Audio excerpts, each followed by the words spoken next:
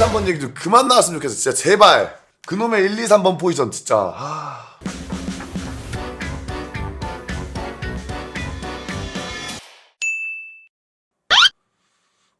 또 3번 얘기가 나오네요. 요거 한번 이야기하고 가겠습니다. 이제 현대농구 포지션 강의 과거 포지션 먼저 말씀드리겠습니다. 1번 포인트 가드, 2번 슈팅 가드, 3번 이제 스몰 포워드, 4번 파워 포워드, 5번 센터. 자, 이렇게 이제 포지션 옛날에 있었죠. 근데 이게 없어졌습니다. 현대농구에서는 이게 없어요, 여러분들. 그러니까 뭐 누구 1번 아닌가요? 작정현 1번 아니고 2번 아닌가요? 뭐 캔바오 3번 아님, 안영준 캔바오 비교해주세요. 이거부터가 다 말이 안 되는 거예요, 전부 다. 자, 포지션 여러분들 뭐냐? 포지션이 먼저가 아니야. 포지션이 나중이야, 항상. 그러니까 선수들의 플레이 스타일을 이 포지션으로 분류를 못하기 때문에 새로운 분류법을 가지고 온 겁니다. 포지션을 먼저 만들고 여기에 끼워 맞춘 게 아니고 선수들이 농구 플레이를 하다 보니까 요거를 요 분류에 넣자, 이 분류에 넣자 하다 보니까 이게 분류가 5개 나눈 거야. 근데 이 분류에 요즘 선수들 안 들어가. 그러다 보니까 현대농구의 새로운 포지션을 재정립을 한 거죠. 현대농구 포지션. 자, 첫 번째 1번이 이제 메인 핸들러입니다. 1옵션. 자, 이 메인 핸들러는 뭐냐? 작정현, 뭐 허운, 국대 이현주, 뭐 변준영, 뭐 이런 애들. 얘네 뭘 뜻하냐? 그냥 북치고 장구치고 다 하는 애들이요. 싹 다 하는 애들 그냥 에이스. 그 팀의 에이스가 메인 핸들러예요. 그냥 심플하게 보면 뭐냐? 공을 제일 많이 잡고 있어. 옛날에는 이제 이게 포인트 가드였죠? 근데 이게 왜 생겼냐? 옛날에는 포인트 가드가 공격을 많이 안 했어. 득점을 많이 안 했어요. 그러고 이제 패스와 리딩에 집중했단 말이야. 근데 얘네들 장점이 뭐야? 드리블링이잖아, 핸들링. 근데 이 핸들링이 좋은 애들이 슈팅이 이제 좋아진 거야. 그래서 누굴 주기보다는 그냥 내가 하는 게 제일 효율이 좋을 때가 많아진 거야. 그러니까 포인트 가드가 자꾸 득점에 욕심을 내는데 그 욕심이 돼. 그리고 능력이 있어. 점점점 포인트 가드들이. 그러다 보니까 10점, 20점, 30점, 40점씩 넘는 포인트가 나와. 그럼 그거는 이미 포인트 가드가 아니야. 그런 애들이 이제 메인 핸들러라는 이제 카테고리에 들어가게 되는 겁니다. 그래서 핸들링, 득점, 그리고 농구 이해도, 이제 패스. 그 팀에서 그냥 농구 제일 잘하는 애. 이게 여러분들 메인 핸들러예요. 그 팀에 농구 그냥 제일 잘하는 애가 메인 핸들러. 자, 이제 두 번째 2옵션 서브 핸들러가 있습니다. 자, 서브 핸들러 EX 캔바오 지훈. 자, 여기 같은 경우는 이제 뭘 얘기하는 거냐? 메인 핸들러보다 농구 살짝 못하는 애. 아니, 살짝 공을 덜 잡는데 농구 잘하는 애. 그러니까 그냥 그 팀에서 농구 두 번째로 잘하는 애. 농구 실력 2등. 근데 KCC는 뭐냐? 이 메인 핸들러와 서브 핸들러의 기준이 애매해져. 왜냐? 송교창, 최준용, 허웅 다 서브 핸들러가 되는 친구들이요. 허웅도 메인 핸들러가 되는 애고 국농. 근데 포지션은 NBA 똑같아요. 캔바오가 높은 평가를 받는 이유, 메인 핸들러급인데 서브 핸들러 자리로 내려와서 역할을 해줌. 역할이 다른 거 아니냐? 아니요, 형님, 정확하게 말씀드릴게요. 서브 핸들러와 메인 핸들러는 어떻게 되는 거냐? 이게 코너 스페이스보다 거쳐 올라가는 거예요. 거쳐 올라가는 건데, 예를 들면은 길거리 농구 나가죠. 길거리 농구 나가면은 그냥 이제 친구들끼리 막 이제 모르는 사람들끼리 모여서 픽업 게임을 해. 그러면은 경기를 한 20분 하잖아요? 그럼 누구 하면 메인 핸들러 잡아요. 왜냐? 농구 제일 잘하는 애한테 공이 계속 가거든. 그냥 서브 핸들러와 메인 핸들러는 항상 조금씩 바뀌어요. 박지훈과 변준영 예로 들어줄게요. 변준영이 잘하는 날은 변준영이 메인 핸들러를 봐요. 박지훈이 잘하는 날은 박지훈이 메인 핸들러를 봐요. 그날그날 컨디션에 따라 바꿔. 작정현과 이현중도 마찬가지야. 국대에서 작정현 컨디션 좋아, 그럼 작정현이 메인 핸들러 보는 거고, 이현중이 오늘 컨디션 좋아, 그럼 이현중이 메인 핸들러 보는 거야. 둘 중에 컨디션 더 좋은 애들이 메인 핸들러 봐요.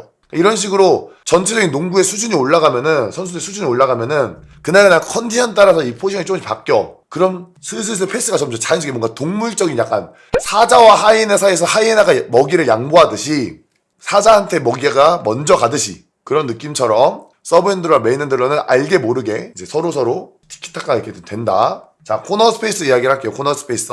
여기는 뭐냐? 흔히 말하는 이제 3&D입니다. 흔히 말하는 3&D예요. 코너는 어디냐? 코너라는 곳은 농구에서 굉장히 전략적으로 중요한 위치입니다. 왜 Y? 제일 가까운 3점슛 라인, 그리고 가장 메인 핸들러에게 가장 넓은 공간을 양보할 수 있음. 요 두 가지 때문에 코너는 농구에서 전략적으로 굉장히 중요한 위치예요. 근데 단점은 뭐냐? 넣기 어려워요. 원근감이 떨어져서 넣기 조금 어려워요. 이제 아이솔이라던가 픽앤롤을 전개하기에는 공간이 좁아요. 공간 밸런스가 깨져 있어요. 왜냐? 엔드라인에 붙어 있잖아. 베이스 라인에. 그렇기 때문에 3&D에게 필요한 요구사항은 이 코너 스페이서한테는 뭐냐? 드리블이 별로 중요하지 않아요. 드리블 못 쳐도 상관이 없어. 코너 스페이서는. 어차피 드리블 쳐서 할 게 없어. 아이솔레이션이랑 픽앤롤 전개하기에 코너는 별로 좋은 위치가 아니야. 근데 코너 스페이서는 코너에 있어야 되잖아. 그럼 코너 스페이서는 뭘 잘해야 돼? 슈팅을 잘 쏘고 그리고 수비를 잘 해야 돼. 근데 여기서 이제 현대농구에 좀 애매한 점이 나옵니다. 예를 들면 EX623.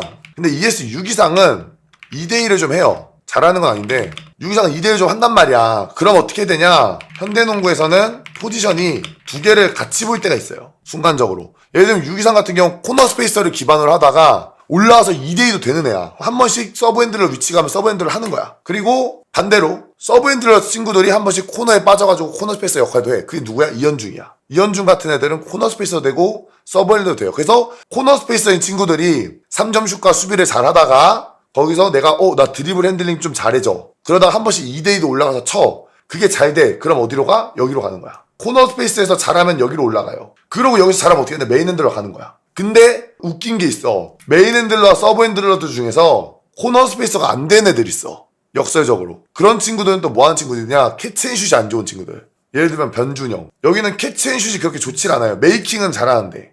또는 드리블 치다가 샷은 좋은데. 그런 친구들은 반대로 코너 스페이스를 못해. 그래서 이런 걸 같이 볼 수 있는 선수들 가치가 좀 높아요. 예를 들면 안영준, 그리고 이현중, 유기상, 코너 스페이서도 되고 그리고 서브 핸더까지 되는 친구들.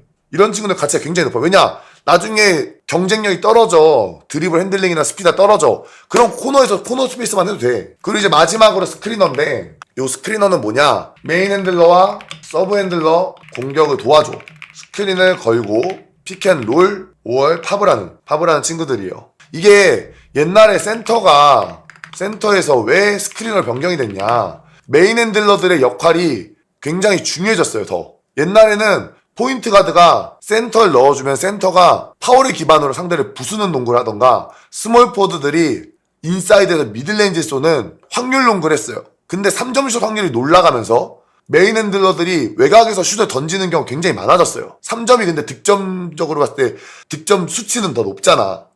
그렇기 때문에 이 메인 핸들러를 보조하기 위해서 옆에 서브 핸들러가 있는 거고 코너 스페이서가 있는 거고 그리고 스크리너가 생겼어요. 센터보다 스크리너라 생각을 해야 돼. 그래서 스크린에 먼저 걸어 메인 핸들러 1번을 봐주고 그 다음에 픽앤롤 5월 팝을 하는 거예요.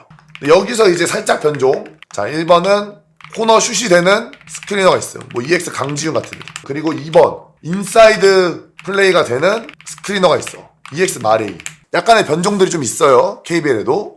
이런 친구들은 뭐냐? 또 스크리너와 코너 스페이서를 같이 보는 친구야. 뭐 한승 이런 애도 있지. 자, 그래서 이걸 기반으로 국가대표 베스트 5를 뽑아보자면 자, 작정현, 이현중, 그리고 유기상, 안영준, 하윤기를 넣으면 됩니다. 이게 지금 현대농구에서 가장 베스트 5예요. 자, 작정현이 메인 핸들러를 보고요. 이현중이 서브 핸들러를 봅니다. 이 둘은 그날 컨디션에 따라서 메인 핸들러와 서브 핸들러가 바뀌어요. 그리고 유기상과 안영준이 코너에서 코너 스페이싱을 합니다. 근데 얘네들은 뭐야? 서브 핸들러 된 애들이야. 한 번씩 자기들이 메이킹도 되는 친구들이죠. 그리고 하윤기가 확실하게 스크린 걸고 롤 갈겨가지고 조지는 거죠. 유기상, 안영준 수비력 최상급이고요. 이현중 에너지 레벨 개 높죠? 작정현도 그렇게 엄청 수비가 좋진 않지만 작정현도 준수한 수비예요. 수비력이 좋아요. 거기에 이제 하윤기. 송교창 나쁘지 않아. 근데 여기서 뭐가 달라지냐? 유기상은 슈팅력이 송교창보다 위야. 그렇기 때문에 상대방이 작은 단신 라인을 일본하고 한다. 그럼 유기상이 뛰는 거고 중국 같은 데를 한다. 그럼 송교창이 뛰는 거지. 허훈이 국가대표 안 되는 이유가 궁금하다고요? 냉정하게 그건 취향 차이에요, 여러분들. 그러니까 작정현 허훈은 취향 차이예요. 작정현의 폭발력을 좀 더 높게 보는 겁니다. 자, 여기까지 일단 포지션 강의하고요.